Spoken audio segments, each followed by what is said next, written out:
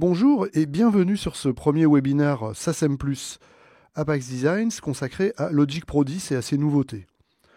Je suis Jean-Louis Hennequin, je suis formateur spécialisé sur Logic, certifié Apple, je suis musicien, compositeur, membre de la SACEM et j'ai accompagné de nombreux artistes français au cours de ma carrière de musicien. Aujourd'hui, je me consacre à l'enseignement de Logic Pro 10. Je forme des techniciens, des musiciens, des compositeurs, mais aussi d'autres formateurs au niveau européen pour Apple. Cette session est consacrée aux nouveaux outils de Logic Pro 10 que nous allons détailler. Vous aurez la possibilité de poser des questions au long de la présentation, et ces questions, j'y répondrai en fin de session. Je vous propose de nous plonger directement dans le cœur du sujet, c'est-à-dire dans Logic Pro 10. Alors avant de rentrer dans le détail de ces nouveaux outils dont nous avons parlé dans l'introduction, nous allons malgré tout faire un petit survol de ce qui a changé dans l'interface de Logic Pro 10. Il y a un certain nombre de changements, certains sont très visibles pour ceux qui connaissent bien les versions précédentes, d'autres le sont moins. Alors ces changements cosmétiques ne sont pas que cosmétiques, ils ont bien entendu pour objectif de vous donner une fluidité dans le travail encore meilleure que dans les versions précédentes. Alors prenons juste quelques exemples. Par exemple, ces quelques régions qui sont sélectionnées. Si je me mets en mode solo en appuyant sur la touche S, vous voyez tout de suite que toutes les autres régions basculent en fond gris et nos régions sont mises en valeur en jaune de la même manière que notre indicateur de transport ici bascule en jaune alors que normalement il est bleu. Bon, c'est pour nous attirer l'attention tout de suite sur le fait qu'il y a quelque chose en solo, ce qui peut parfois être un petit peu gênant. Alors à propos de la barre de transport, évidemment ceux qui connaissaient Logic version précédente ont tout de suite remarqué que la barre de transport est maintenant en haut et non plus en bas comme avant. Tout simplement parce que c'est plus pratique. C'est vrai qu'à l'usage, on s'aperçoit que finalement avoir la barre de transport en bas et d'être sans arrêt obligé de traverser l'écran, c'était pas si pratique que ça. Et puis, il y a des tas d'options qui ont été rajoutées maintenant. C'est vrai que dans ce petit menu qu'on a ici, on a la possibilité d'avoir les informations de tempo et de projet, mais on peut aussi avoir le SMPTE si on travaille à l'image. Et puis, bien entendu, on a la possibilité de récupérer l'ancien afficheur de Logic tel qu'on l'a connu, donc exactement les mêmes paramètres, ce qui fait que pour les utilisateurs déjà aguerris de Logic, il n'y aura pas de problème d'accoutumance à cause de la barre de transport. Une autre chose qui a changé, mais à mon avis pour le meilleur, c'est que maintenant la librairie ne se trouve plus à droite de l'écran, mais à gauche.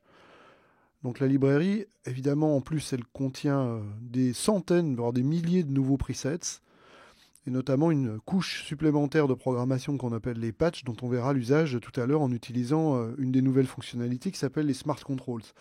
Alors c'est vrai que dans cette librairie, vous allez avoir facilement des réglages déjà pré-conçus par des ingénieurs du son, et qui vont vous permettre tout simplement de démarrer rapidement, même si par la suite vous travaillez avec quelqu'un d'autre qui est un ingénieur du son. Déjà, si vous êtes songwriter et que vous écrivez des chansons, au lieu d'avoir un son finalement assez plat, rapidement vous allez pouvoir avoir un bon résultat grâce à cette librairie.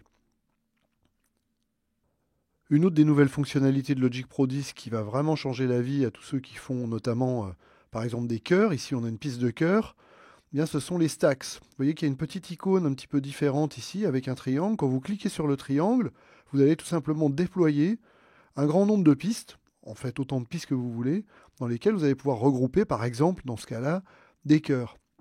Alors ce qui est intéressant, c'est que ces stack tracks, évidemment, vous allez les retrouver dans la table de mixage. Donc là, si j'ouvre ma table de mixage et que je la réduis un petit peu pour qu'on voit bien ce qui se passe en haut, vous allez voir que quand je déploie mon stack track, eh bien, je récupère toutes les pistes qui se trouvent à l'intérieur de ce stack track de façon à pouvoir intervenir dedans et refermer, ouvrir à volonté. La table de mixage a été complètement redessinée également avec l'idée pour vous de vous permettre d'accéder encore plus facilement à tout ce qu'il y a à l'intérieur. Alors évidemment, si vous êtes ici en onglet pistes, vous voyez toutes les pistes de votre arrangement, mais vous pouvez voir absolument toutes les pistes contenues dans votre projet, même si elles ne figurent pas dans l'arrangement avec ce petit bouton tout. Et puis, si vous cliquez sur simple, eh bien tout simplement, là, vous voyez, je vois l'intérieur de mon stack folder de chœur. Donc c'est assez pratique. Ça permet donc de pouvoir aller à différents niveaux de la console, très simplement, juste avec un petit bouton. Également, la manipulation des plugins vous a été énormément simplifié. Regardons un petit peu ce qui se passe quand on veut bouger un plugin. Déjà, quand on va le prendre, tout simplement, on va pouvoir le faire glisser à l'endroit où on veut, donc pour intervertir la position de deux plugins.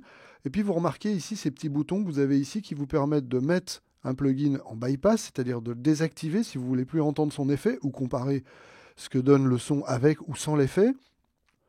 Ici, en cliquant, vous avez la possibilité tout simplement d'ouvrir la fenêtre de ce plugin pour le régler. Et puis, en cliquant sur la petite partie droite, vous avez accès, comme avant, à votre liste d'effets. Hein, donc ça, c'est vraiment toutes sortes de choses qui ont été faites pour simplifier réellement le travail. Et évidemment, diverses manipulations qui étaient un peu plus compliquées auparavant sont devenues aussi très simples, comme par exemple le fait de déplacer un plugin d'une tranche à l'autre, d'intervertir la position de deux plugins, ou éventuellement de copier un plugin qui se fait tout simplement maintenant avec la touche Alt enfoncée, comme finalement beaucoup de manipulations de duplication à l'intérieur du Macintosh. Donc nous avons vu quelques-unes des principales modifications de l'interface. Ce que je vous propose de faire maintenant, c'est de rentrer dans le vif du sujet. On va commencer par les fameux Smart Controls dont on a un petit peu parlé auparavant. Donc pour ce faire, évidemment, je vais commencer par fermer mon projet. Je ne vais pas l'enregistrer et je vais tout simplement ouvrir un autre projet dans lequel nous allons faire nos exercices et nos petites démonstrations.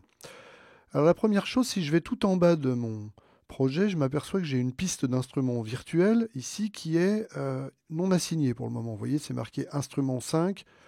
Et si je regarde ma tranche de console ici à gauche, je m'aperçois que j'ai rien du tout. Tout simplement, je vais aller charger un instrument à l'intérieur de ma librairie. Donc ma librairie, je clique sur le petit bouton de la librairie. Il y a des raccourcis clavier pour tout ça, bien sûr, mais vous les apprendrez au fur et à mesure. Et nous allons aller dans la librairie, synthétiseur. On va aller chercher dans les basses. Et nous allons charger Big Saw Bass. Alors comme pour les tranches d'instruments audio, ce qu'on a vu un petit peu rapidement tout à l'heure, vous avez des presets. Donc les presets, il y en a des milliers, voire des dizaines de milliers. Et donc ici, on se retrouve tout de suite avec un son de basse prêt à jouer. Je pourrais me contenter du son tel qu'il est là, mais c'est tellement facile de changer les choses que ce serait dommage de s'en priver. Par exemple, en delay, moi j'aime bien le tape delay. Donc je vais mettre le tape delay. Et puis je vais également changer la reverb et plutôt mettre à la place de l'ensemble ici, je vais mettre par exemple une platine on verb. Vous voyez, donc c'est très très simple de customiser son son.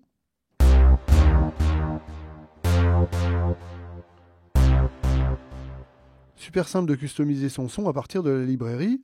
Vous partez d'un point de départ et ensuite vous le personnalisez. Donc ça, c'est vraiment un point important pour tous ceux qui cherchent à concrétiser une idée musicale sans être obligés de faire des heures de manipulation ou d'avoir des connaissances techniques très approfondies. On va maintenant fermer la bibliothèque puisqu'on est content de notre résultat et on va se pencher sur les Smart Controls. Les Smart Controls, c'est ce petit bouton qui se trouve ici et qui va vous permettre, donc, quand vous appuyez dessus, d'ouvrir un nouveau panneau en bas de votre écran qui représente donc vos Smart Controls. Alors, on va voir un petit peu ce que c'est en détail. Alors déjà, on voit que on a des petits boutons qui sont déjà préassignés à un certain nombre de choses. La question, c'est de savoir, mais d'où est-ce que Logic tient ces fameux paramètres? Tout simplement de l'instrument virtuel qui a été utilisé et qui ici se trouve être un ES2.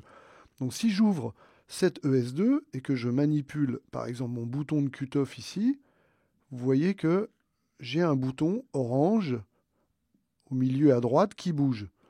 De même pour la résonance. Là, j'ai deux boutons qui bougent en ce moment, en même temps. Et puis, si je bouge le bouton de timbre, vous voyez qu'ici, j'ai dans le petit triangle à gauche, c'est la balance de mes oscillateurs, en fait, pour ceux qui connaissent un petit peu le S2. Alors, tout ça, c'est formidable, bien sûr, mais pourquoi est-ce qu'on a les Smart Controls? D'abord, pour vous simplifier l'assignation des paramètres de son à des boutons à l'écran, mais ces boutons à l'écran, bien entendu, vous allez vouloir les faire bouger avec des boutons sur votre clavier. Évidemment, c'est déjà génial de pouvoir piloter avec un simple bouton qu'on assignera ensuite à un bouton de notre clavier, le cutoff, mais ce qui serait vraiment génial, ce serait de pouvoir assigner un deuxième bouton. Donc ça, c'est tout à fait faisable. Il va suffire de cliquer sur le petit bouton I de façon à ouvrir les fameux paramètres. Et donc, on va cliquer sur le bouton cutoff pour afficher les paramètres de ce cutoff-là. Et tout simplement, on va pouvoir rajouter un mapping. Donc, pour ajouter un mapping, c'est tout simple. Il suffit de cliquer ici dans le menu Ajouter un mappage. Voilà. Et donc, on va avoir un deuxième mappage que nous allons choisir dans le S2. Et dans le S2, au niveau des filtres, eh bien, nous allons tout simplement aller chercher dans Filtre la résonance. LPF résonance. Voilà. Donc à partir de là, maintenant, quand je vais bouger ce bouton-là, je vais faire bouger la résonance plus le cutoff. On va tout de suite le vérifier en allant cliquer sur la petite étiquette du plugin. Et là, nous voyons que nous avons bien maintenant deux boutons qui fonctionnent simultanément. Et tant qu'on y est, pourquoi ne pas rajouter une troisième fonctionnalité, par exemple, le feedback de notre delay que nous avons mis tout à l'heure. Donc dans ce cas-là, c'est toujours le même principe. On va tout simplement aller à cet endroit-là, on va ajouter un mappage, et donc dans le mappage ici, nous allons ensuite aller chercher dans la liste des paramètres disponibles, et ici nous voyons le tape delay. Et donc le tape delay, eh bien, par exemple, nous allons tout simplement lui demander de piloter le feedback. Donc avec un seul bouton maintenant, nous allons pouvoir faire toutes ces choses-là. Alors évidemment, souvent, un paramètre va avoir besoin d'une certaine course de boutons, mais pas l'autre. Donc je vais tout simplement cliquer sur ce petit bouton qui se trouve à droite de mise à l'échelle. Et donc ici, je vais pouvoir demander tout simplement à un de mes boutons de ne pas avoir une course complète. Par exemple, le feedback. Je vais lui demander de ne jamais aller au-delà de 50, tout simplement, parce qu'au-delà de 50, le feedback devient un petit peu trop prégnant. Donc maintenant, effectivement, si je joue ma basse synthé,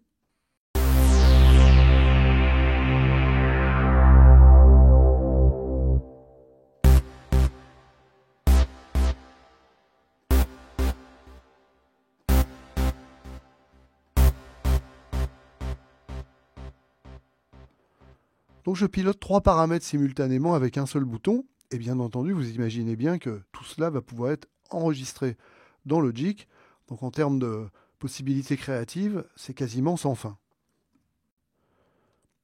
Alors évidemment, on l'a évoqué un petit peu plus tôt, on va avoir envie d'assigner ces boutons-là à des boutons de notre contrôleur, forcément, puisque là, cliquer à la souris, on verra tout à l'heure qu'avec l'iPad, on a des possibilités, mais déjà, avec votre clavier, vous avez probablement d'autres possibilités et sans avoir besoin de recourir forcément à un iPad.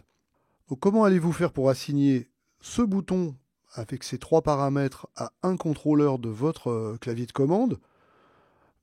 Évidemment, vous allez cliquer sur le bouton Apprendre ici et il va vous suffire de faire bouger tout simplement un bouton sur votre clavier. Et vous voyez que dès que c'est fait, le synthé maintenant va pouvoir être piloté par un bouton physique de mon clavier.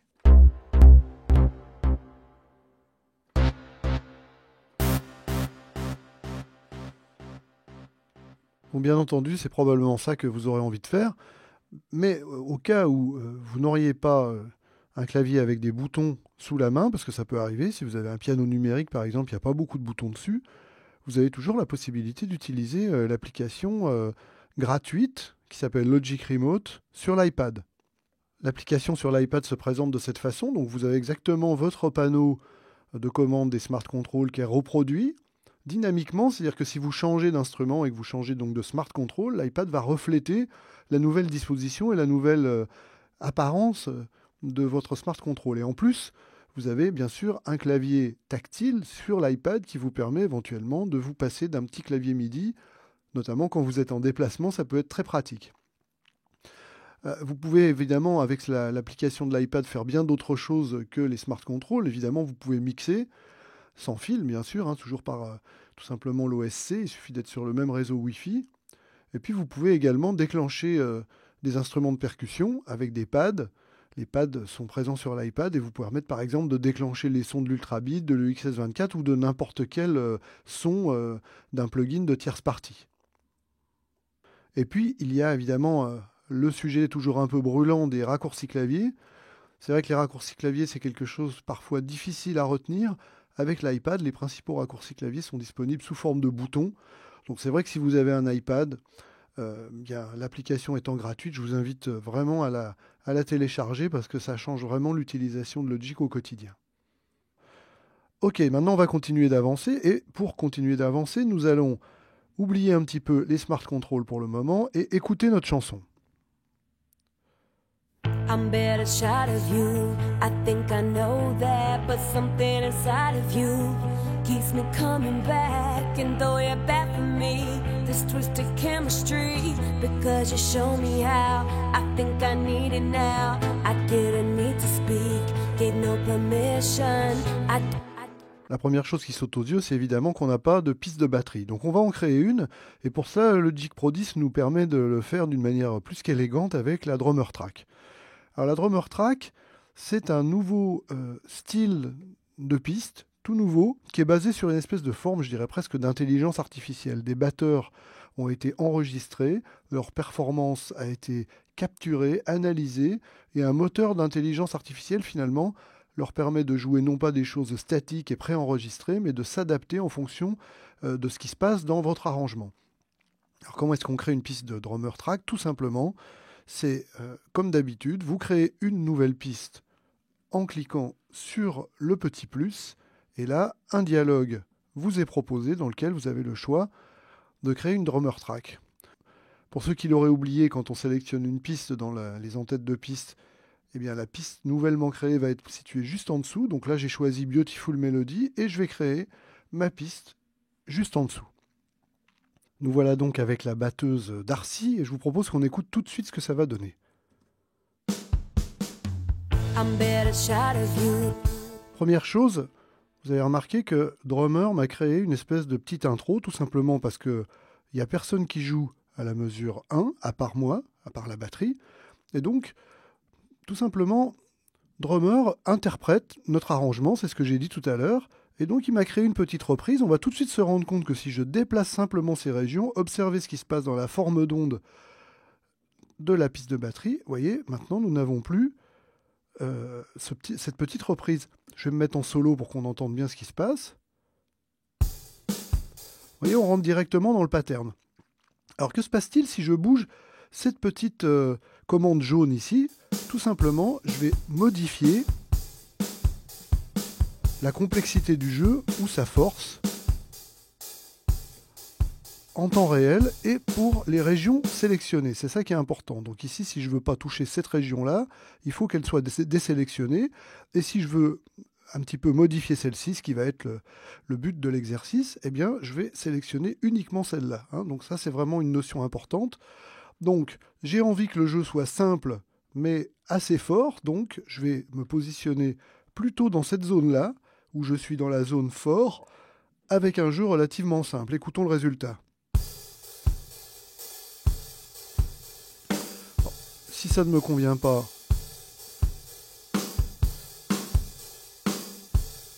vous voyez qu'ici, bon, je me retrouve tout de suite avec quelque chose qui me plaît un petit peu plus. Donc, c'est peut-être un peu trop fort et peut-être...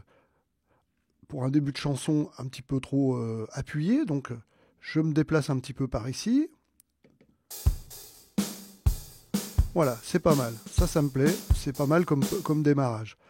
On a pas mal de possibilités, évidemment, de modification de ce jeu, puisque effectivement, vous avez compris que le jeu, il est piloté par cette interface. Donc là, imaginons par exemple que j'ai envie de changer de pattern de grosse caisse.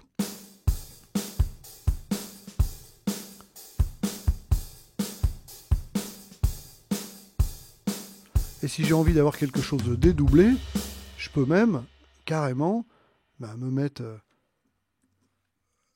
avec l'avant-dernière graduation qui me permet d'avoir un effet dédoublé.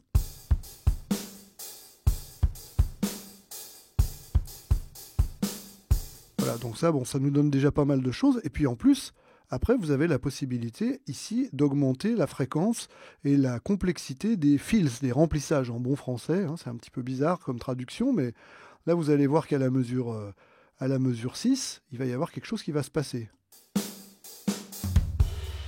Tout Tout simplement parce que drummer sait compter jusqu'à 4, jusqu'à 8, jusqu'à 12. Comme un vrai batteur, il va faire une reprise à la fin de chaque cycle. Et cette reprise, elle va être différente à chaque fois et selon le degré d'intensité des remplissages que vous aurez calés ici.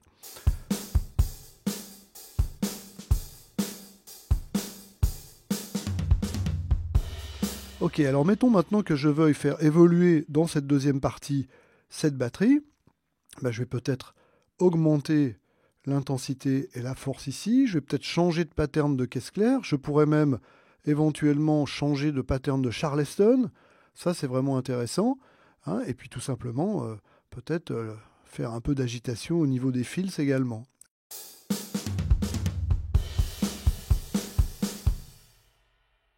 Alors à ce stade, j'aime beaucoup Darcy, cette batteuse qui est finalement pas mal, mais je voudrais essayer un batteur un petit peu plus rock.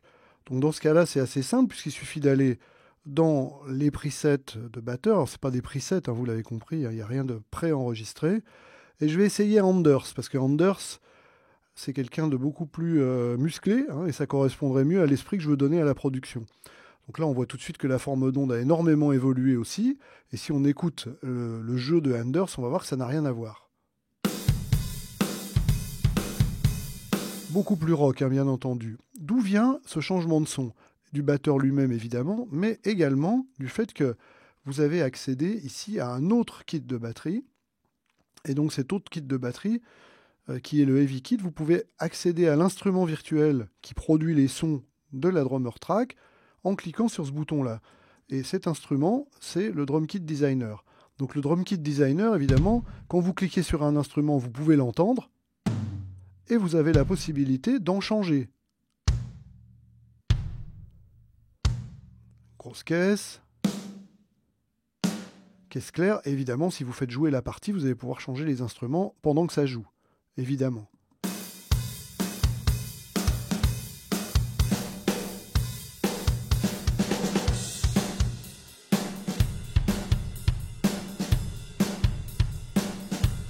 Ça, c'est vraiment bien rock, avec un gros pied bien profond. On va me dire que ça va. Donc, vous voyez, vous avez énormément de possibilités pour tous ces instruments, évidemment, virtuels qui sont contenus à l'intérieur du Drum Designer. Vous avez des kits de batterie, un kit de batterie pour chaque batteur, avec plusieurs instruments interchangeables pour chacun d'entre eux.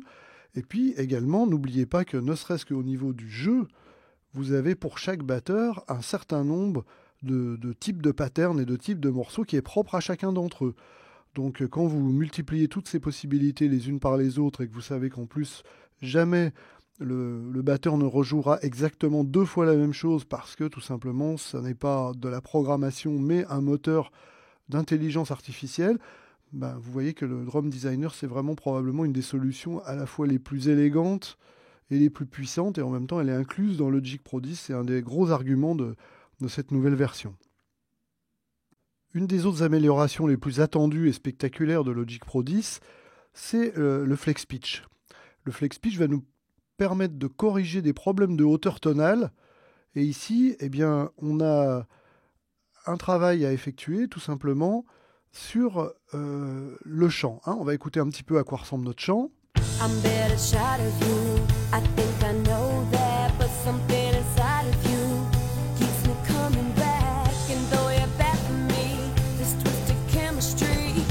Alors typiquement ici, on a un problème de justesse sur ce petit passage-là, et c'est là que le Flex Pitch va nous être bien utile. Pour pouvoir effectuer une manipulation du pitch, la correction tonale, il va d'abord falloir activer cette petite icône qui se trouve ici, et qui vous permet de choisir quel est le mode de flex que vous allez utiliser. En l'occurrence ici, ce qui nous intéresse, ça n'est pas le Flex Time qu'on connaissait déjà depuis Logic 9, qui était déjà super, c'est de remonter dans le menu et de choisir le Flex Pitch. Donc vous voyez tout de suite que le Flex Pitch va nous permettre d'avoir un certain nombre de modifications de l'interface. Notamment, on voit ces espèces de petits carrés qui vont représenter nos notes et des courbes qui sont superposées. Donc je me mets en solo sur cette piste de façon à bien entendre ce qui se passe sur la partie de voix.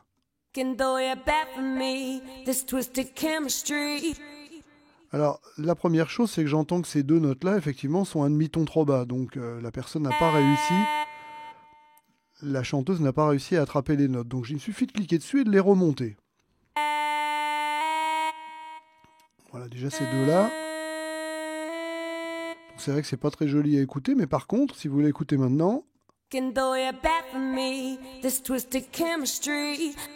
Donc ça fonctionne, il n'y a pas de problème. Maintenant, voyons rapidement quelles sont les autres possibilités qui nous sont offertes. Alors je vais zoomer un petit peu sur ce petit carré, et on voit apparaître ces 6 petites poignées. Chacune de ces petites poignées a une fonctionnalité.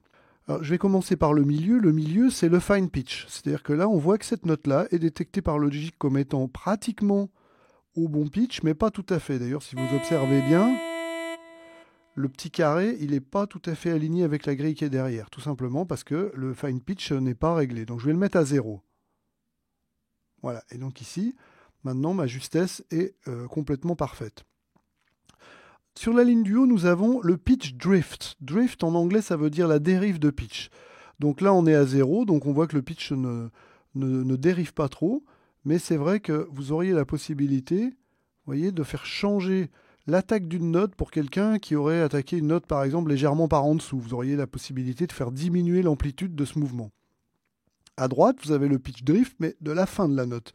C'est-à-dire que vous voyez, si la chanteuse... fait tomber ses notes à la fin des notes, qu'elles descendent un petit peu, vous avez la possibilité de limiter ce mouvement. Voilà, donc le pitch, c'est sur la ligne du haut, le pitch global de la note, pitch fin, l'attaque et la fin. Alors en bas, qu'est-ce que nous avons? Eh bien, nous avons le vibrato. Ça peut être intéressant parce que vous voyez que là, quand même, par exemple, sur cette note-là, on a un vibrato qui semble assez important. Eh bien, avec cette petite touche, je vais pouvoir éventuellement limiter l'amplitude du vibrato. Parfois, l'impression de mauvaise justesse peut provenir d'un vibrato trop accentué. Ici, nous avons le gain, et alors là, le gain, ça va être quelque chose qui va être assez génial pour automatiser les niveaux de voix. Si vous avez une syllabe qui ne sort pas assez dans votre mix, jusqu'à présent, c'est vrai qu'on était habitué à aller le faire en automation, là, vous avez la possibilité, grâce au flex pitch, eh bien de le faire au niveau de chaque note individuellement et donc de rééquilibrer une performance vocale en termes de volume sonore, ce qui est quand même pas mal. Et la dernière chose, qui est à mon avis un petit peu plus anecdotique, c'est le formant shift. C'est tout simplement quelque chose qui vous permet que si vous transposez beaucoup une note, et donc vous êtes loin de la note originale, vous allez pouvoir préserver les caractéristiques tonales de la voix. Au lieu d'avoir une voix de Mickey, pour dire les choses simplement, vous allez préserver une voix qui sera plus proche de ce qu'était l'original. Mais attention, c'est quand même à utiliser avec grande modération. Autre grande nouveauté de Logic Pro 10, c'est bien entendu les effets MIDI. Donc les effets MIDI, c'est quelque chose qui vient de ce qu'on appelait l'environnement autrefois dans Logic. Et là, on a la possibilité d'avoir dans Logic maintenant en temps réel des effets MIDI. Alors nous allons pour l'instant muter toutes les pistes de voix et aller se positionner sur une piste de synthétiseur qui va nous servir à voir ce que font ces effets MIDI. Alors la piste qui va nous intéresser, c'est celle-ci, la piste de séquenceur. Je vais désactiver le mode cycle de tout à l'heure et on va un petit peu écouter ce qui se passe.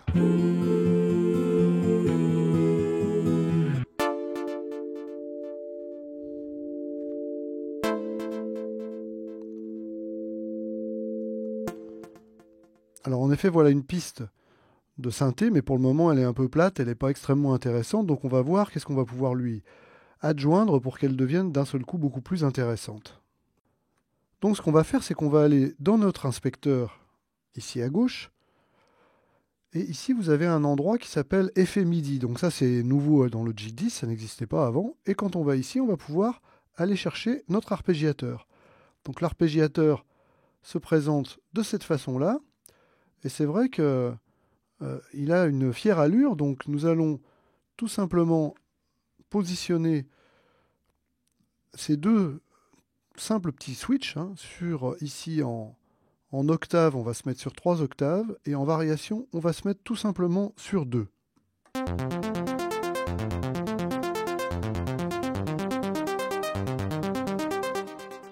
Bien entendu, vous allez pouvoir changer la vitesse de votre arpégiateur.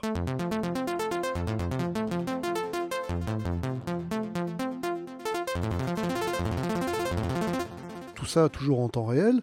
Mais ce qui est intéressant, c'est que vous allez pouvoir aussi avoir un mode qui est le mode grille. Et ce mode grille vous permet non plus d'avoir un pattern automatique, mais de dessiner votre pattern et d'avoir des motifs un petit peu plus sophistiqués, tels que ça, par exemple.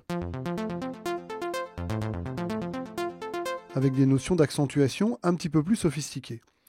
Voilà, donc évidemment, l'arpégiateur est quelque chose d'assez sophistiqué et sur lequel on pourrait passer des heures.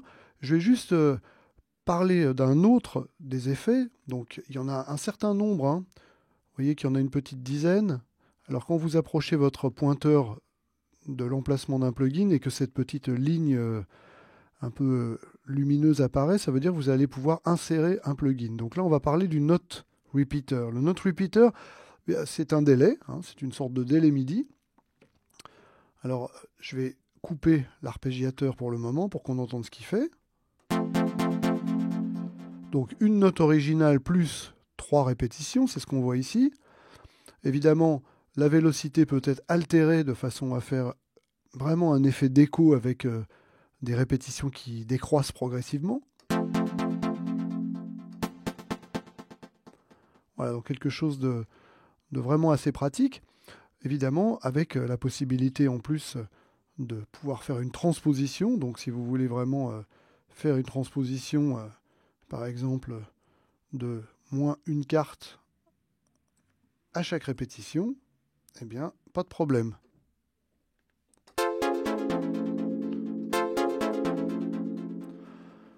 Voilà, donc ça c'est un effet qui consomme rien en CPU, mais qui, cumulé à un arpégiateur, va donner des effets vraiment intéressants.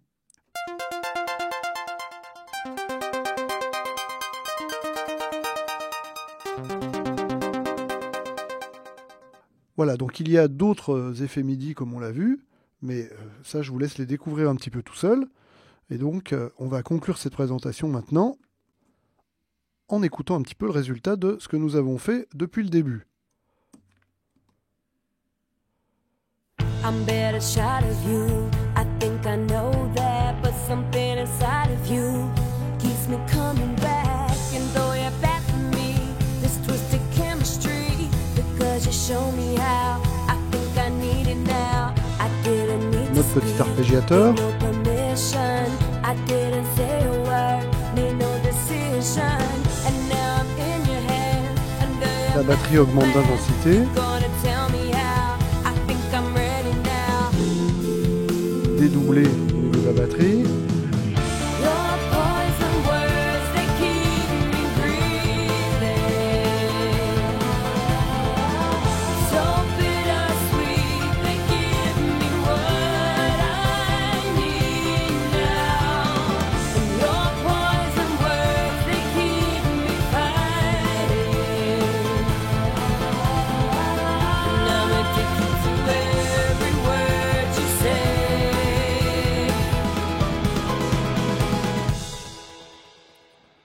Voilà, donc évidemment la chanson n'est pas terminée, mais ça nous donne quand même une idée de comment quelque chose qui est intégralement produit à l'intérieur de Logic peut finalement, avec seulement les instruments qui sont fournis avec Logic, les banques de sons et les ressources instrumentales telles que la drummer track, eh bien comment tous ces éléments peuvent concourir à produire finalement une maquette plus que honorable.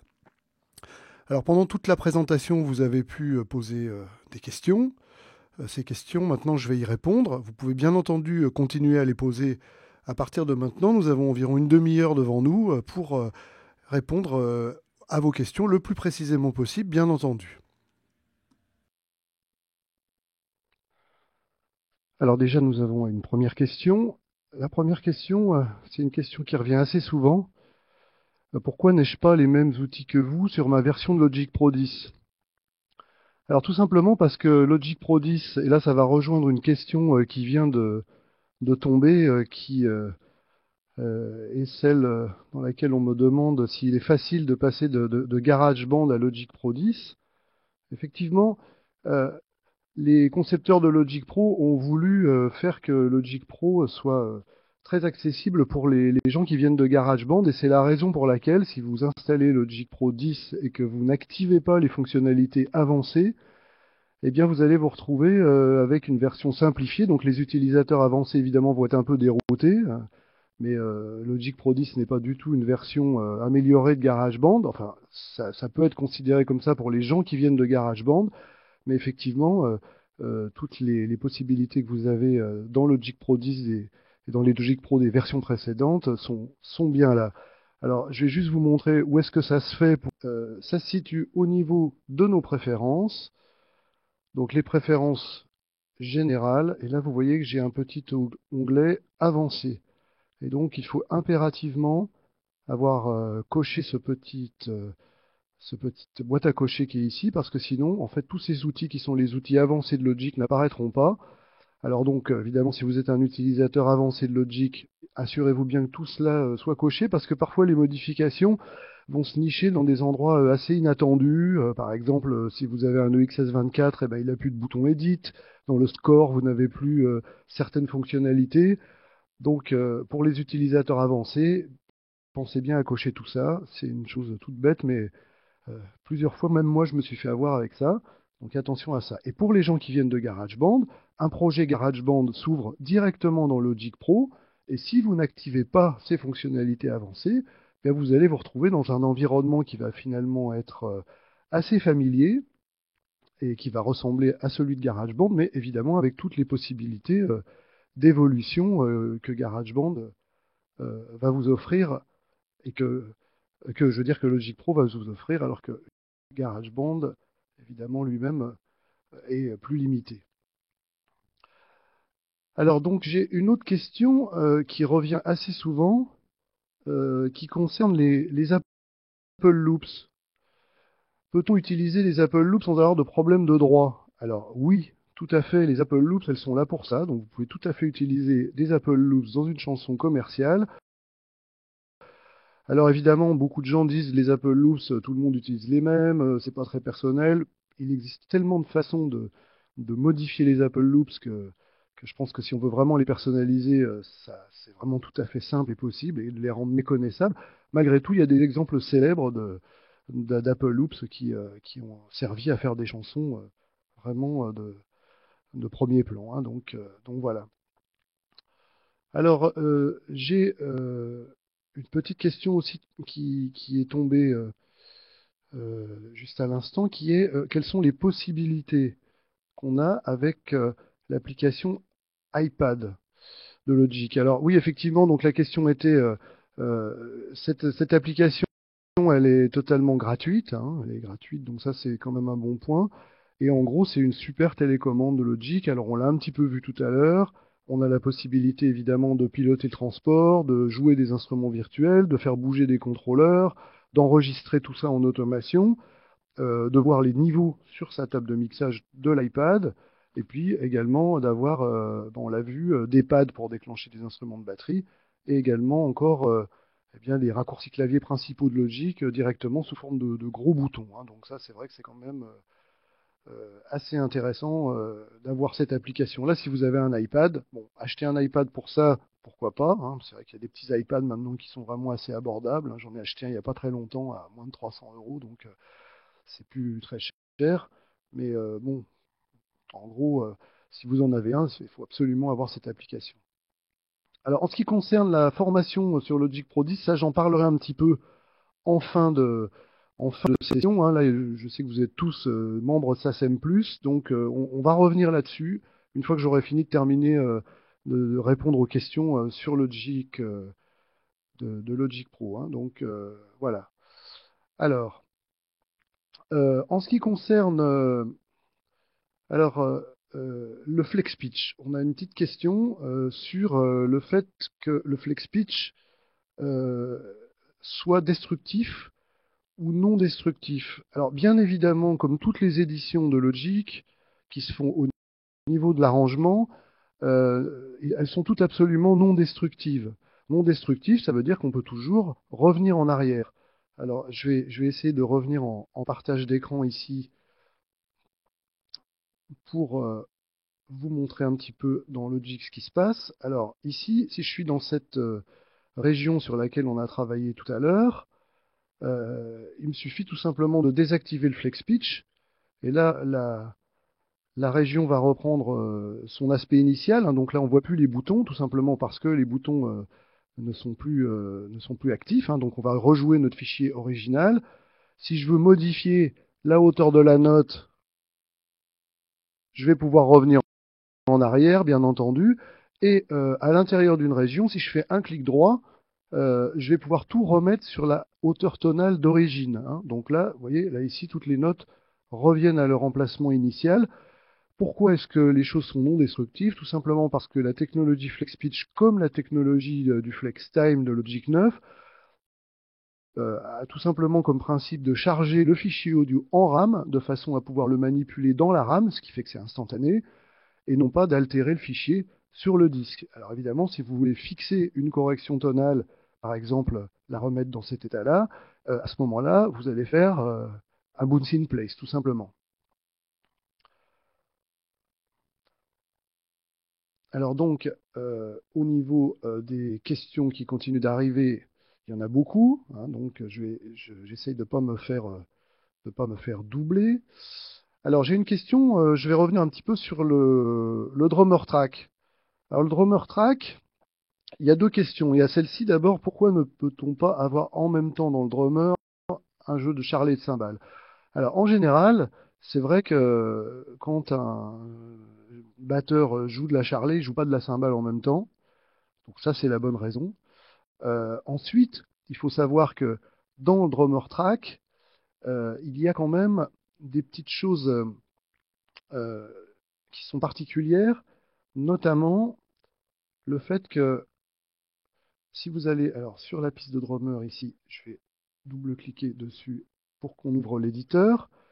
Ça, c'est quelque chose que j'ai un petit peu mentionné. Dans le cas de Anders qu'on a ici, il y a tous ces styles de jeu dans lesquels on va avoir une infinité de variations. Bien là, en fait, on va avoir éventuellement dans certaines variations de certains batteurs, peut-être la possibilité d'avoir la charlet et les cymbales en même temps. Mais en général, c'est vrai que un vrai batteur ne va pas jouer de cymbales et de charlet en même temps, à part avec son pied. Et donc, comme c'est capturé d'après une véritable performance de batteur, eh bien, c'est quelque chose qui normalement n'est pas fait par un batteur. Ceci dit, et ça rejoint une autre question que j'ai eue à un autre moment, évidemment, comment est-ce qu'on fait pour customiser encore plus notre piste de drummer track? On a vu que le réglage que je faisais dans mon interface ici, c'est un réglage qui concerne la région qui est sélectionnée. Dans celle-ci, c'est plus le même réglage, et dans celle-ci, c'en est encore un autre. Eh bien, tout simplement, si je découpe cette région-là en deux, je vais récupérer un réglage séparé pour celle-ci et un réglage séparé pour celle-là. Donc ça peut être une première façon de faire, qui va inciter le batteur virtuel à éventuellement, si je fais un petit coup de ciseau à cet endroit-là,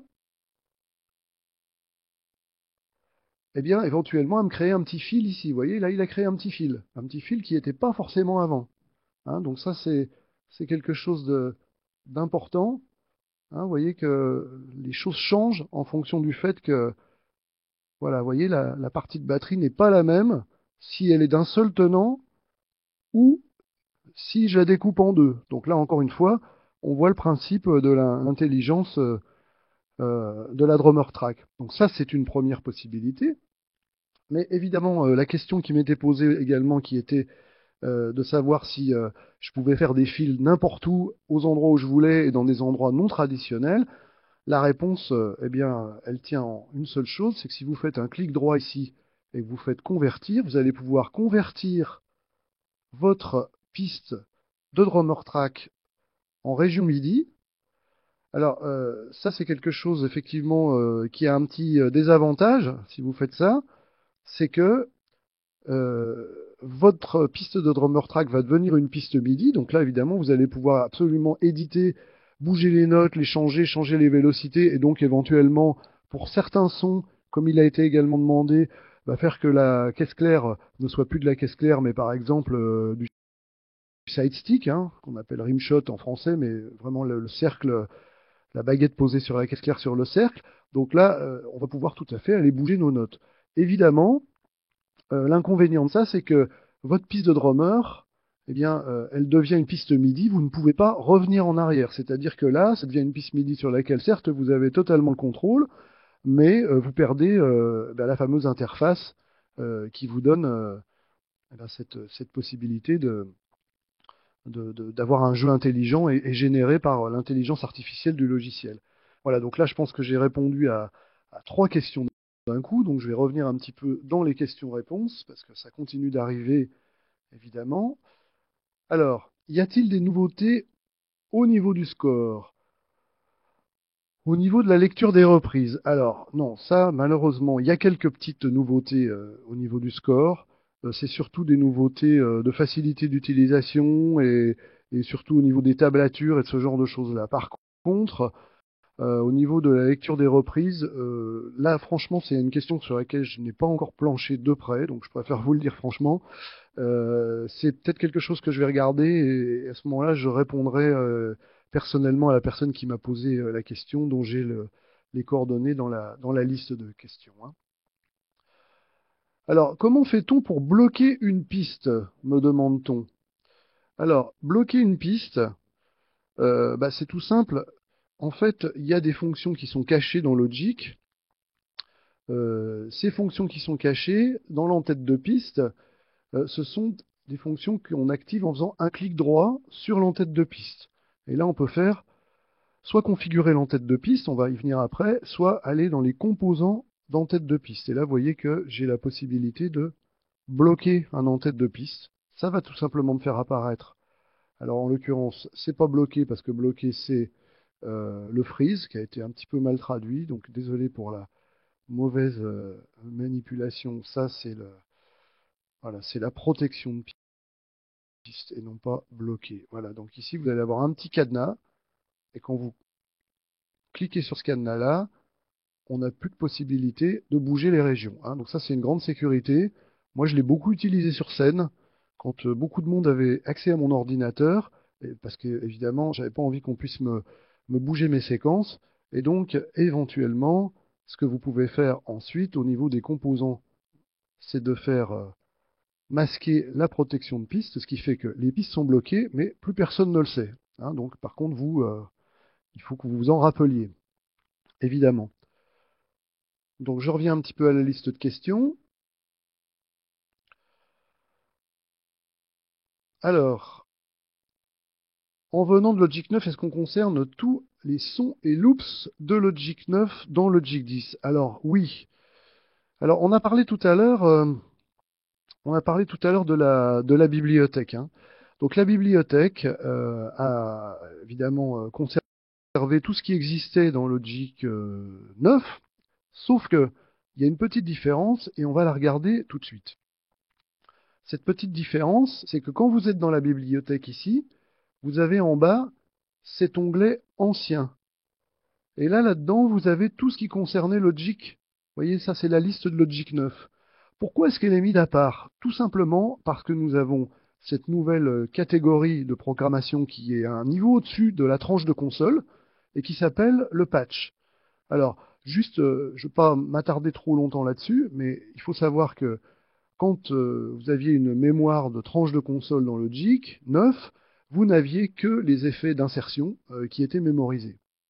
Là maintenant, avec cette nouvelle organisation de la librairie qui s'appelle donc le patch et qui vient un cran au-dessus de la mémoire de tranche de console, un patch comprend bien sûr une mémorisation de tranche de console, mais elle va comprendre également les départs auxiliaires qui vont être mémorisés, et elle va comprendre également les smart controls qu'on a vu un petit peu plus tôt, donc les assignations de boutons que vous aurez éventuellement apprises avec votre clavier. Donc quand vous allez charger un patch maintenant, et donc dans cette nouvelle catégorie et non pas dans ancien, eh bien vous allez avoir tout ça qui va être repris. Alors par contre, ce qui est intéressant, c'est qu'évidemment, si vous avez des tranches de console que vous avez créées vous-même, bien entendu, vous allez pouvoir les recharger, éventuellement leur rajouter des départs d'effets, et donc mémoriser une reverb, un délai qui va avec le son au lieu d'être obligé de le mettre en insertion, ce qui n'est pas forcément génial en termes de ressources. Et puis ensuite, vous allez pouvoir assigner des boutons de Smart Controls et sauvegarder le tout sous la forme d'un nouveau patch reprenant vos anciens réglages.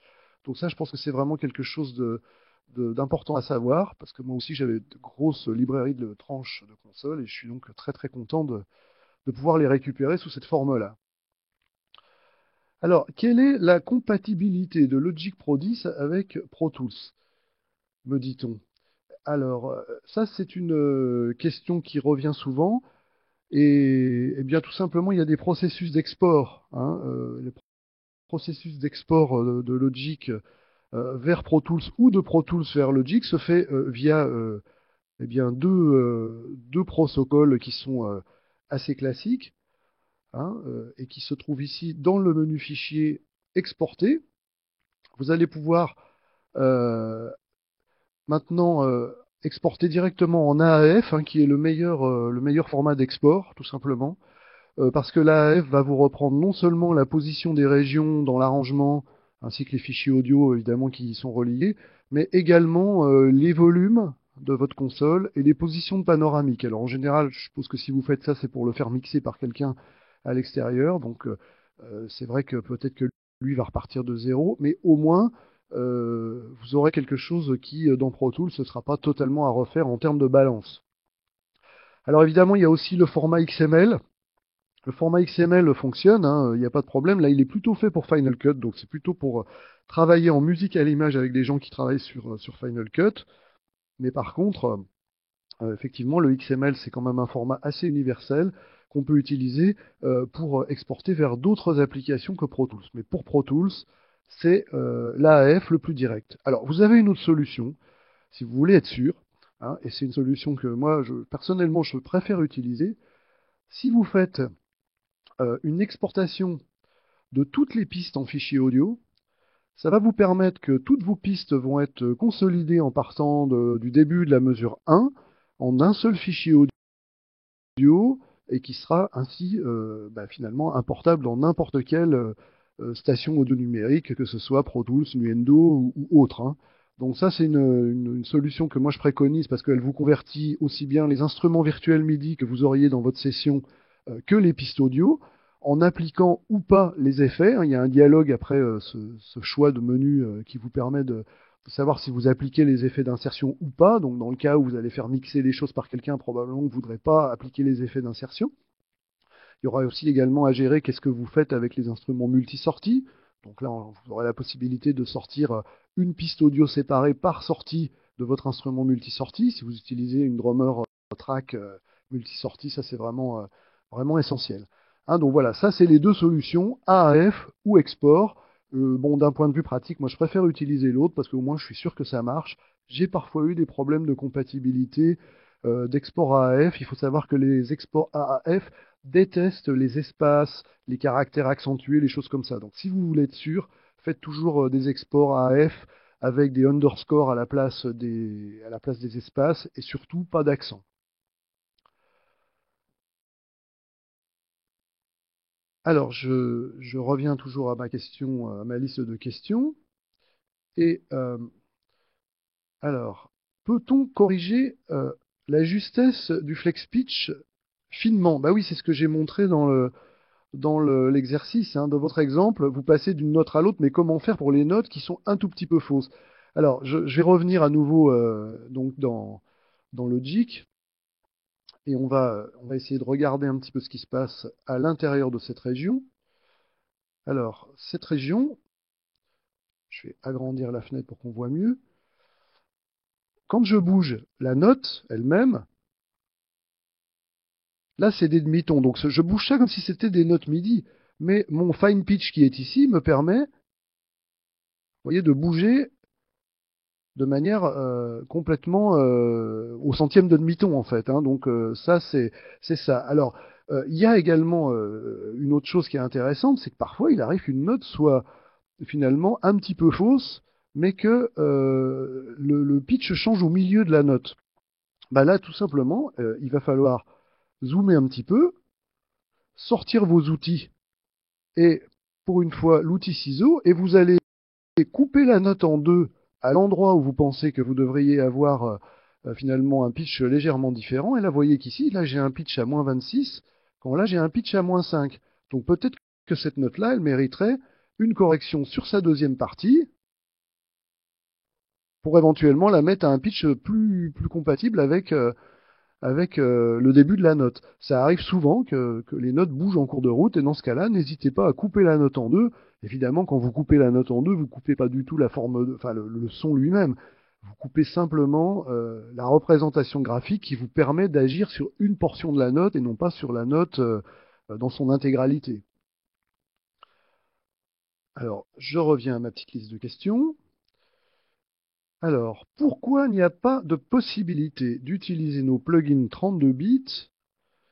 Alors, j'attendais cette question-là en natif. Alors, tout simplement parce que, alors, la réponse, la réponse langue de bois, c'est mais pourquoi est-ce que tous les plugins sont pas en 64 bits? Bon, et théoriquement, c'est vrai que aujourd'hui, les ordinateurs sont 64 bits, les systèmes sont 64 bits, les logiciels hôtes sont 64 bits. Les développeurs qui sont assez feignants pour ne pas avoir encore passé leur plug en 64, bon, bah, il faut qu'ils se bougent un peu, hein, parce que la Terre tourne, il y a une évolution, et le 64 bits, c'est pas pour faire joli. C'est juste que vos ordinateurs, ils tirent mieux parti de la puissance de leur pros, et ça, c'est net, hein. Je veux dire, vous utilisez un plug en X instances en 32, bah, en 64 bits, vous multipliez par 3 ou par 4, hein. Donc, bon, ça, c'est la réponse un petit peu langue de bois. Maintenant, la réponse un peu moins langue de bois, c'est que peut-être que parmi vous, il y a des gens qui ont des plugins qui sont soit obsolètes, soit pas super à jour dans leur licence, on va dire. Alors dans ce cas-là, il y a deux solutions. Euh, Utiliser Vienna Ensemble Pro. Vienna Ensemble Pro est un logiciel hôte qui se connecte à Logic via un plugin, et donc vous avez la possibilité via Vienna Ensemble Pro d'utiliser des instruments virtuels de n'importe quel fabricant, hein. Moi j'utilise Play, de East West, évidemment les instruments de Vienna, mais n'importe lesquels, vous pouvez les mettre en version 32 bits à l'intérieur de Vienna Ensemble Pro et donc récupérer des plugins 32 bits à l'intérieur de Logic. Ça c'est la première solution. Et l'autre solution qui est vraiment pas mal, c'est un plugin qui s'appelle 32 Lives. Alors, je vous conseille de faire une petite recherche internet, vous allez le trouver très facilement parce que c'est vraiment quelque chose dont on a beaucoup parlé ces derniers temps. Hein, 32 Lives, euh, c'est ce plugin qui permet justement de faire cohabiter les plugins 32 bits dans Logic Pro 10. Alors attention parce que le 32 et le 64 bits a d'autres incidences. Il a une incidence qui n'est pas négligeable, c'est sur le rewire. Pour ceux qui utilisent rewire par exemple avec Live, si vous utilisez Live en rewire de Logic, vous êtes obligé d'utiliser la version 64 bits parce que sinon ça marche pas du tout. Ça plante, hein, tout simplement, ça refuse de fonctionner. Donc attention à ça. Alors, Logic sait-il convertir une piste audio polyphonique en MIDI? Eh ben non. Non, non, ça Logic sait pas le faire. Si vous voulez faire ça, c'est Live. Live le fait très bien, c'est assez spectaculaire d'ailleurs. Live le fait très bien. Ou alors, c'est Melody Studio, hein, qui est, on va dire, la version très évoluée du Flex Pitch, mais bon, qui a quand même un coût qui n'est pas négligeable, hein. Melody Studio, c'est entre 300 et 400 euros. Alors, une petite question technique, peut-être qui va paraître simple à certains, mais c'est important que tout le monde, puisque là ici on a un public de gens qui sont parfois des très bons ingénieurs du son et très très aguerris, et d'autres qui sont plus des songwriters. Qu'est-ce qu'un départ auxiliaire? Alors, un départ auxiliaire va vous servir tout simplement à utiliser un même effet pour plusieurs tranches de console. Par exemple, l'exemple type, c'est une reverb. Donc une reverb, ça consomme beaucoup de ressources de la part de votre ordinateur. Donc si vous avez un ordinateur qui n'est pas extrêmement puissant, mais de toute façon le principe vaut même pour tout type d'ordinateur, vous avez intérêt, comme ça se faisait autrefois dans un studio, où on n'avait pas les moyens d'acheter des dizaines de reverbs. Aujourd'hui, c'est vrai qu'un plugin, on peut l'ouvrir 10 fois si on veut, et si l'ordinateur le supporte. Eh bien, en fait, on reproduit exactement le principe qu'on utilisait en studio, en finalement ayant une seule reverb dans laquelle on va envoyer le son de plusieurs tranches de console. Alors on va regarder un petit peu ici à l'intérieur de Logic comment est-ce que ça se passe. Alors je vais choisir ma voix ici et on voit qu'à cet endroit-là, j'ai ces deux petits boutons verts à côté de bus. Donc si je clique sur la petite étiquette ici, je vois que j'envoie cette reverb-là. Ce bouton-là, il envoie du son de cette tranche de console dans une reverb. Alors, on va expliquer ça assez simplement. Là, vous voyez en bas, vous avez ce qu'on appelle des bus. Donc, quand vous envoyez de la reverb à l'intérieur quand vous envoyez, pardon, je reprends, quand vous envoyez le son d'une tranche vers une reverb, qu'est-ce qui va se passer? Vous allez avoir trois composants. Le petit bouton ici qui va vous permettre de dire combien j'en envoie. Parce que ce petit bouton-là, il est relativement indépendant du niveau général de votre tranche. Bon, il y a des subtilités là-dedans, mais je ne veux pas rentrer trop dans les détails. Donc si je monte ce petit bouton-là, eh bien, je vais envoyer plus de reverb dans une tranche. Cette tranche-là, c'est celle qui est là. Vous voyez, ici, elle est là. Donc j'ai cliqué ici. Vous voyez que donc, je suis bien ici marqué bus 3. Et là-haut, si vous observez, j'ai une entrée qui est marquée bus 3. Et donc, ça, c'est ma tranche auxiliaire. Donc voilà la réponse à votre question. C'est une tranche sur laquelle il n'y a pas de région dans mon arrangement. C'est une tranche qui est juste destinée à recevoir un effet, en l'occurrence ici une Space Designer, une reverb à convolution de Logic. Et donc via ce bouton-là, je dose de combien je vais envoyer de reverb de cette tranche-là vers celle-ci. Et puis le dernier composant, c'est ce fameux bus. Qu'est-ce que c'est que le bus? Imaginez qu'il y a un câble qui part de cette tranche-là, invisible derrière, et qui se branche dans celle-ci. Ça, c'est le bus. En terminologie logique, le bus, c'est ce câble invisible qui va relier plusieurs tranches, parce que là, évidemment, vous voyez que j'ai cette tranche-là, mais si je sélectionne la tranche juste en dessous, vous voyez qu'elle aussi, elle part dans le même bus 3 et dans la même reverb. Tout simplement parce que, eh bien, ce sont deux voix qui font un doublage, donc même c'est même pas un doublage puisque j'ai une partie de couplet qui est là, une partie de refrain, une partie de couplet qui est sur cette piste-là. Donc je veux avoir les mêmes effets, donc je ne vais pas les avoir en double, et donc en utilisant un départ d'effet, un câble virtuel qui s'appelle un bus et une tranche auxiliaire qui reçoit ma reverb, eh bien les choses sont gérées de cette manière-là dans Logic et dans la plupart des logiciels autres. Alors, il n'y a donc aucun intérêt à conserver Logic 9. Alors ça, c'est une bonne question. Alors déjà, par contre, pour ceux qui se diraient, mais si, moi j'ai plein de projets, je pense qu'ils ont raison, parce que des projets qui sont en cours, qu'est-ce qu'on a besoin de les transférer en Logic 10, à part pour faire des tests? Si vous avez une prod en cours, la règle qui vaut est toujours la même, ne changez pas de plateforme en cours de projet, c'est évident. Mais Logic 9, la bonne nouvelle, c'est qu'il cohabite parfaitement avec Logic 10. Vous pouvez avoir les deux, ouvrir des projets dans l'un et ouvrir des projets dans l'autre. La seule chose, c'est que si vous ouvrez un projet Logic 9 dans Logic 10, eh bien Logic va vous dire qu'il faut le convertir d'abord pour le sauvegarder comme une copie à part. Donc vous ne toucherez pas, ça préservera votre version originale de votre projet, évidemment. Alors, existe-t-il des boucles? Me pose-t-on. Alors, on est dans les questions effectivement plus simples. Les boucles, bien sûr qu'il y a des boucles. Alors, non seulement il y en a, mais il y en a énormément. Alors, on va aller faire un petit tour à nouveau dans Logic. J'espère que les allers-retours se font de façon fluide de votre côté. Je sais que ça dépend un petit peu de la vitesse de la connexion Internet. Ici, comme j'ai un petit écran, je suis sur un portable, j'ai une petite flèche qui me permet d'aller voir donc mes boucles Apple Loop. Normalement, vous avez une icône qui apparaît, mais cette icône-là, elle apparaîtrait naturellement si je me remettais en tout simplement temps et projet ici, avec le petit afficheur central. Là, je récupère mes 4 icônes qui me permettent d'accéder directement à mes boucles. Donc là, si je clique ici, voilà, j'ai des boucles et le chiffre, vous voyez en bas, c'est 21 847 boucles sont installées sur mon système. Donc là, je n'ai que les boucles d'origine de Logic. Pour comparer avec Logic Pro 9, il y en avait 15 000. Donc on a gagné pratiquement 7 000 boucles nouvelles. Et là, vous avez des boucles dans toutes les catégories. Donc c'est sûr que si vous voulez évidemment avoir de la batterie, vous avez tout ce qu'il faut. Mais si vous voulez jouer, ne serait-ce que des choses dans un certain style, par exemple rock blues, vous allez avoir des guitares acoustiques, de la batterie, etc., etc. Donc voilà, vous avez énormément de boucles et ça, évidemment, elles sont livrées avec Logic. Attention néanmoins, quand vous allez installer Logic 10, il y a énormément de temps à prévoir pour les télécharger toutes.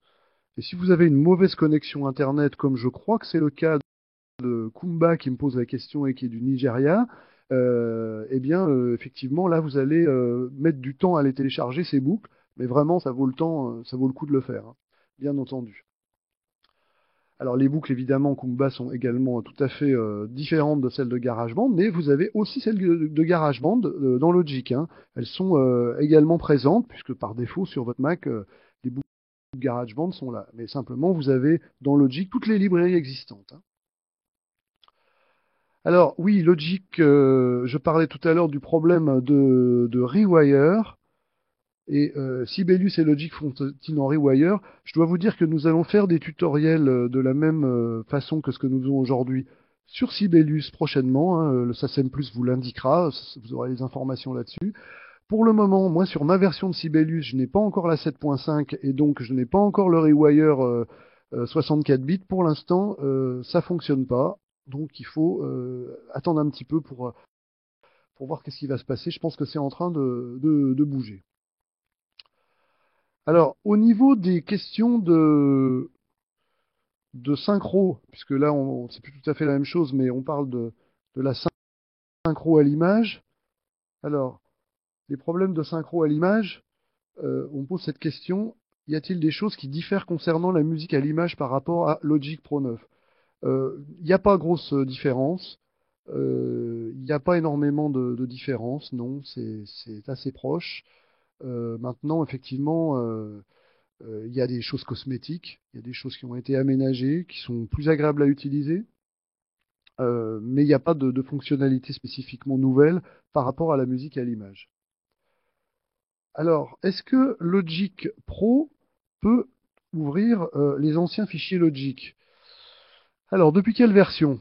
Par exemple, les points ISO. Alors, il y a une compatibilité ascendante qui est assez poussée, effectivement, mais il vous fera peut-être passer par une version Logic Pro 8 pour ouvrir les très très vieux fichiers, hein. Alors bon, les très très très vieux fichiers, peut-être qu'il faudra passer par une version 7. Donc en gros, 7, ça va ouvrir toutes les anciennes versions. À partir de 7, euh, si la version est trop ancienne, de toute façon de 8 jusqu'à maintenant Logic Pro 10, depuis la 8, tout s'ouvre sans aucun problème. Pour les fichiers Pro 7, c'est possible qu'il faille passer par la 9 ou la 8 si vous en avez une. En tout cas, bon, la compatibilité est assurée, hein. Ça, il n'y a pas y a pas de problème, hein.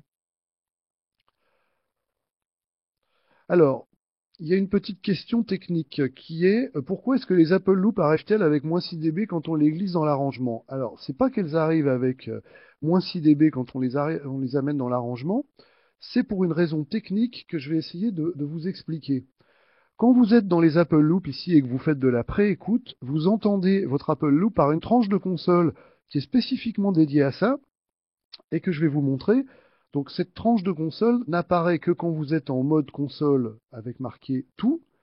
Alors on va aller tout à droite de la console et là, normalement, où est-elle? Eh ben, dans ce projet-là, mauvais exemple parce que pour une raison que je ne sais pas, elle n'y est pas. Mais normalement, vous avez une tranche de console qui s'appelle le Pre-Listen. Alors là, vous avez le Clock Guy, ça c'est votre métronome qui est là. Alors attendez, voilà, ça c'est le Clock Guy. Donc on va juste uniquement mettre les pistes audio. Voilà, le pre-listen, je ne la trouvais pas parce qu'il y a beaucoup de pistes. Vous voyez, c'est cette tranche qui est ici. Et cette tranche-là, donc, vous permet de pré-écouter tout ce qui est dans le navigateur de boucle et quand vous êtes dans votre éditeur de forme d'onde destructif, hein, c'est-à-dire le sample editor, quand vous éditez des fichiers audio depuis cette fenêtre, hein. Voilà, cette fenêtre-là. Là, ici, vous entendez via cette tranche spécifique qui est le pre-listen. Donc en fait, en fonction du niveau à laquelle elle est, eh bien, évidemment, vous risquez d'avoir une différence à partir du moment où vous faites glisser votre région, votre boucle dans l'arrangement. Tout va dépendre de la position de votre fader dans l'arrangement et de la position originelle. Donc si vous ne voulez pas avoir de différence, à ce moment-là, assurez-vous bien que votre fader de pre-listen est bien à 0 dans la console.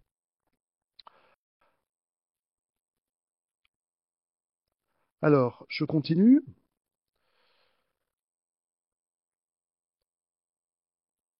Alors, comment fait-on pour libérer mon CPU qui bloque tout le temps? Ah, alors ça, effectivement, ben, tout dépend de la génération de votre ordinateur. Alors, si votre CPU bloque tout le temps, la première chose à faire, c'est d'augmenter la taille du buffer dans Logic. Donc, en général, quand vous allez mixer, qu'est-ce que vous allez faire? Quand vous enregistrez, vous avez besoin d'avoir le moins de latence possible à l'enregistrement parce que les musiciens qui jouent, si vous travaillez en direct dans l'ordinateur et sans console, ça va les gêner, ils vont entendre le son avec du retard. Donc, si vous avez fini d'enregistrer et que vous commencez à mixer, vous allez dans les préférences de Logic, tel que je l'ai fait là, vous allez aller au niveau de Général et vous voyez qu'ici, en général, là je suis en audio, pardon, et en périphérique, j'ai la valeur de la taille d'entrée-sortie buffer. Vous avez la possibilité de monter jusqu'à 1024. Donc si vous montez jusqu'à 1024, n'oubliez pas d'appliquer les modifications ici. Ça veut dire que vous allez avoir beaucoup de latence, donc très difficile de jouer un instrument quand vous en êtes à ce stade-là. Mais par contre, ça veut dire que vous allez pouvoir rajouter plus d'effets, et quand vous allez aller en avant dans votre mix, forcément, vous allez rajouter de plus en plus d'effets, et donc ça, c'est ce qui va donner de l'air à votre processeur. C'est le principal élément qui va vous permettre de faire respirer un petit peu votre processeur. Alors après, c'est vrai que nous, on a aussi la possibilité, pour faire évoluer notre ordinateur sans forcément en changer, de lui rajouter de la mémoire. Donc ça, c'est vraiment important. Et avec les dernières générations d'ordinateurs qui sont quand même difficiles à updater, par exemple les derniers MacBook Pro, la carte mémoire elle est soudée, ça veut dire tout simplement que quand vous en achetez un, prenez le maximum de mémoire possible, parce que bah, vous serez obligé de changer d'ordinateur si vous n'en avez plus assez.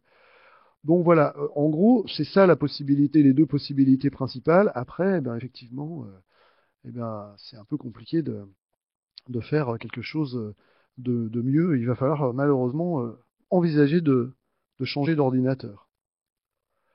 Alors, peut-on avec le nouveau Logic exporter une piste clic avec des changements de tempo sans forcément créer? Et en gros, pour préparer des pistes de clic pour entrer en studio qui utilise Pro Tools ou un autre. Alors là, bon, les pistes de clic, oui, bien sûr qu'on peut en préparer. L'instrument qui est utilisé pour faire le métronome de Logic, c'est le Klopfgeist. Donc vous pouvez tout à fait créer une piste de ce Klopfgeist. Alors la question me demandant, est-ce que sans forcément créer, euh, oui, vous pourriez tout à fait faire un bounce en laissant le clic allumé et puis en mutant toutes les pistes, étant donné que le clic, lui, il est en solo safe au niveau de la table de mixage, vous ne voyez pas votre Klopfgeist, ce qui veut dire que les changements de tempo que vous ferez, bah, il va les reproduire et vous allez faire un bounce uniquement de votre piste de clic. C'est peut-être la possibilité la plus simple si vous ne voulez pas créer une piste de clic avec des régions MIDI qui représentent vos changements de tempo.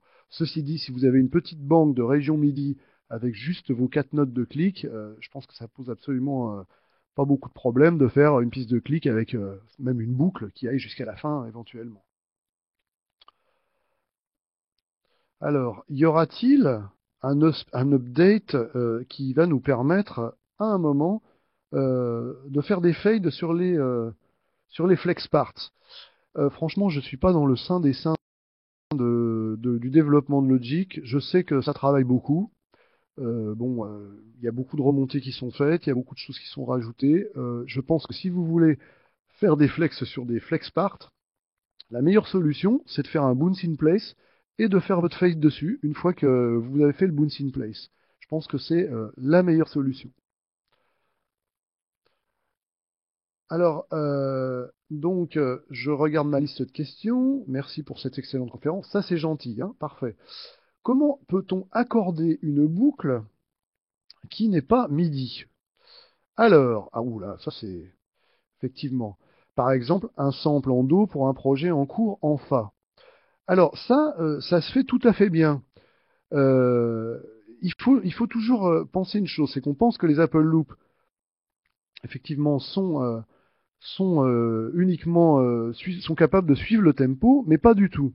Ici, vous avez une notion de tonalité dans les Apple Loops. Hein. Vous avez dans la colonne de droite, vous avez la tonalité d'origine. Quand vous allez amener cet Apple Loop Quand vous allez amener cette Apple Loop dans votre arrangement, elle va jouer dans la tonalité du projet. La tonalité du projet, où est-ce que ça se règle? Eh bien, tout simplement, au niveau des pistes globales. Vous avez altération. Vous voyez qu'ici, ma tonalité, c'est Do. Si je demande à la tonalité du morceau de passer dans une autre tonalité, toutes les Apple Loops qui ne sont pas de la batterie, eh ben, vont jouer dans cette tonalité. Bon, super, vous allez me dire, mais elles vont jouer dans cette tonalité, mais elles vont jouer tout le temps dans la même tonalité. Si vous le faites ici, oui. Hein, donc, c'est pas ici que la solution va être apportée pour vous. Simplement, c'est juste pour vous expliquer que, à la base, vos Apple Loops jouent dans la tonalité par défaut de votre morceau. Mais si vous avez une Apple Loop, imaginons que j'amène cette Apple Loop ici sur cette piste-là, hein, je vais faire n'importe quoi. Voilà, bon, mon Apple Loop, elle est ici. Si je vais dans mon inspecteur ici de région, eh bien ici, j'ai la possibilité de transposer. Alors de transposer d'une octave, évidemment, c'est pas ça qui va nous intéresser, mais je vais pouvoir la transposer demi-ton par demi-ton. Et dans ce cas-là, votre Apple Loop va jouer dans la tonalité relative, donc par exemple 3 demi-tons plus haut que la tonalité d'origine du morceau qui, en l'occurrence ici, est Do. Ce qui va vous permettre de faire quand même des progressions d'accords avec vos Apple Loop. Alors, ne nous emballons pas quand même, quand vous faites ça, la qualité peut se dégrader de l'Apple Loop. Donc, c'est soit une utilisation qui va être à l'état d'une maquette, par exemple, vous ne savez pas jouer de guitare et vous voulez quand même avoir une partie de guitare, ça peut être une très bonne façon de faire en attendant que votre copain guitariste vienne à la maison enregistrer la guitare. Mais en tout cas, c'est tout à fait possible de faire ça. Hein, donc, j'espère que ça répond à la question. Alors, je vais prendre encore une ou deux questions, et puis là, on est déjà à 1h20, donc on va malheureusement pas pouvoir répondre à tout. La seule chose qu'il faut que vous sachiez, c'est que toutes vos questions, je les vois. Donc, les questions auxquelles je n'ai pas répondu, j'essaierai d'y répondre personnellement, si ce sont des questions un petit peu plus pointues. Hein. Bon, il y a certaines questions qui sont un petit peu compliquées. Je vais répondre à une dernière question qui est une question dans laquelle on me pose la question de savoir s'il est judicieux de coupler deux ordinateurs. Alors, coupler deux ordinateurs, pourquoi pas? Dans ce cas-là, c'est Vienna Ensemble qui est la meilleure solution aujourd'hui, parce que le problème de coupler deux ordinateurs, ça veut dire que vous allez avoir deux cartes son, vous allez avoir deux interfaces MIDI. En utilisant Vienna Ensemble Pro, hein, qui est un logiciel qui est vraiment pas cher, il coûte aux alentours de 120 euros, vous allez avoir finalement un hôte qui va accueillir finalement dans un autre ordinateur euh, eh bien, des plugins externes, des choses comme ça, et par Ethernet, vous allez relier vos deux ordinateurs, et l'Ethernet va convoyer non seulement le son, mais également le MIDI, et donc finalement, c'est votre carte son principale, celle de Logic, et Logic lui-même qui va gérer le MIDI à distance de votre deuxième ordinateur. Voilà. Bon, écoutez, en tout cas, ce qui est sûr, c'est que on arrive à la fin des questions-réponses. Hein. Malheureusement, les meilleures choses ont une fin, donc je vais juste vous donner quelques petites informations. Alors, on m'a posé la question tout à l'heure des formations autour de Logic Pro 10. Alors, je sais que parmi vous, il y en a certains qui ont acheté aussi mes DVD sur LForm, donc ça, je vais en parler un petit peu après. Les formations sur Logic Pro 10, effectivement, j'en fais à l'intérieur de mon propre centre de formation qui s'appelle Apax Design, qui est à Paris. Hein, on est basé à République. Pour ceux qui connaissent Paris, nous sommes dans le même bâtiment que le magasin Universon. On a un étage au-dessus d'Universon. Hein, on est indépendant d'Universon, mais on est très content de cohabiter avec eux. C'est des très bons voisins et ils sont vraiment dans le même métier que nous. Donc c'est vraiment intéressant. Là, ce que vous voyez à l'écran, bah, c'est notre site internet. Donc vous allez voir qu'après, nous allons avoir sur la droite, vous voyez, vous avez quelques petits documents que je vous ai mis à disposition pour les télécharger. Donc vous avez la fiche contact tout en haut. Donc si vous cliquez dessus, vous allez avoir un petit bouton télécharger le ou les fichiers. Donc vous pouvez même télécharger tous les fichiers. Donc vous avez en dessous le programme de la formation qu'on appelle Logic 101, qui est une formation en 5 jours dans laquelle vous allez vraiment apprendre comment utiliser Logic de manière super efficace. On est tous des musiciens et des compositeurs, on n'a vraiment pas envie de se prendre la tête avec la technique. Logic, il est fait pour nous. Et c'est vrai que Pro Tools, qui est un excellent logiciel, ou d'autres logiciels sont très bien, mais Logic a particulièrement ce souci de faciliter le travail aux gens qui composent et qui créent, que ce soit des musiciens traditionnels ou des DJ, ou quel que soit le type de musique que vous fassiez. Hein. Donc là, vous avez le programme de la formation et qui vous expliquera un peu ce qu'on fait. Et puis en dessous, vous avez un petit code de promo LForm. Alors je vais en parler un petit peu après, justement, puisque Avec LForm, bon, je travaille depuis un certain temps et je vais revenir un petit peu juste après. Alors là, vous avez les liens. Si vous voulez aller naviguer dans les adresses utiles, vous pouvez ouvrir directement, ça ne va pas vous faire quitter la conversation et la conférence. Les formations Logic Pro 10, si vous cliquez sur le petit bouton parcourir, vous allez aller directement sur la page que vous voyez ici et vous aurez l'occasion un petit peu de naviguer sur notre site. Donc si vous avez un petit peu de temps, je vous invite à le faire. Téléchargez ces 3 petits documents. Alors je vais vous expliquer un petit peu par rapport à LForm ce qui se passe. Donc LForm, évidemment, j'ai fait 2 volumes de formation. Il y en a d'autres à venir, plus détaillés sur des points spécifiques, l'arpégiateur, les instruments virtuels. Là, je suis en train de terminer une formation sur MainStage, qui est un logiciel qui est fait pour les gens qui font du live, et qui est encore mieux pour les gens qui travaillent leur projet en studio avec Logic et qui veulent l'emmener sur scène avec MainStage. Donc chez LForm, il y aura pas mal de choses. Et donc justement, chez LForm, LForm nous fait un petit cadeau qui est fait exprès pour les adhérents SACEM Plus aujourd'hui. Donc c'est ce code avec lequel, si vous allez chez LForm via le petit lien que vous avez dans la fenêtre en bas à droite, avec ce code SACEM-30-LE, bah, vous avez une réduction 30, je suppose que ça doit être moins 30%, j'espère, hein, j'espère que c'est ça. Donc c'est pas mal. Alors, dernière chose par rapport aux formations. À SACEM Plus, il y a des gens qui ont finalement pas mal de droits d'auteur et qui ont donc droit à des formations avec l'AFDAS. Donc l'AFDAS maintenant est accessible aux auteurs depuis l'année dernière, mais de façon encore plus renforcée cette année par le partenariat avec la SACEM. Donc la SACEM maintenant vraiment travaille et permet aux auteurs de pouvoir bénéficier de financement pour leur formation. Donc si c'est votre cas, vous pouvez faire une demande à l'AFDAS de quels sont vos droits et ensuite, bah, si vous pouvez, venez suivre une formation chez nous. C'est vrai qu'en 5 jours en présentiel, vous allez apprendre beaucoup, beaucoup de choses. On a une équipe de formateurs, on est tous des musiciens en activité. Et c'est vrai que bah, y a la formation, mais il y a l'échange entre pairs, et ça, on y tient énormément. Donc l'AFDAS, vraiment important. Pour les gens qui n'ont pas de droit à la formation et qui sont malgré tout désireux de suivre une formation, Apax Design fait moins 25%. Hein. C'est la raison pour laquelle nous avons le partenariat avec SACEM+, parce qu'on a envie de rendre la formation la plus accessible possible. C'est-à-dire qu'une formation, on a conscience que c'est cher, donc il y aura non seulement cette remise systématique de moins 25% si vous ne bénéficiez pas d'un financement AFDAS, et puis éventuellement, pour ceux qui sont vraiment dans la difficulté mais qui en ont besoin, on peut aussi proposer des étalements de paiement. Donc ça, c'est à discuter au cas par cas, évidemment. Voilà, donc à la fin de cette formation, vous allez être redirigé sur une page qui a un formulaire d'évaluation. Je vous demande de prendre 5 minutes pour le remplir. C'est vraiment important pour nous parce que bah, tout simplement, on a besoin d'avoir du feedback. D'abord, on vous pose des questions. Hein, non seulement, évidemment, on aimerait que vous nous disiez que c'était super et tout, mais si vous avez des suggestions d'amélioration ou des sujets que vous voudriez voir traités, eh bien évidemment, c'est l'occasion pour vous de vous exprimer. Donc on est en train de travailler avec SACEM Plus pour mettre en place des webinaires très régulièrement. Je ne veux pas faire d'annonce prématurée, mais il va y avoir des webinaires le mois prochain et ainsi de suite. Bon, j'en ai un autre qui est le même que celui-là qui a lieu le 18 parce qu'on a eu beaucoup de succès et c'est vrai qu'on a été obligé d'ouvrir une deuxième session. Donc bah, écoutez, ça fait plaisir en tout cas, ça prouve que ce qu'on propose semble être en phase avec ce dont vous avez besoin.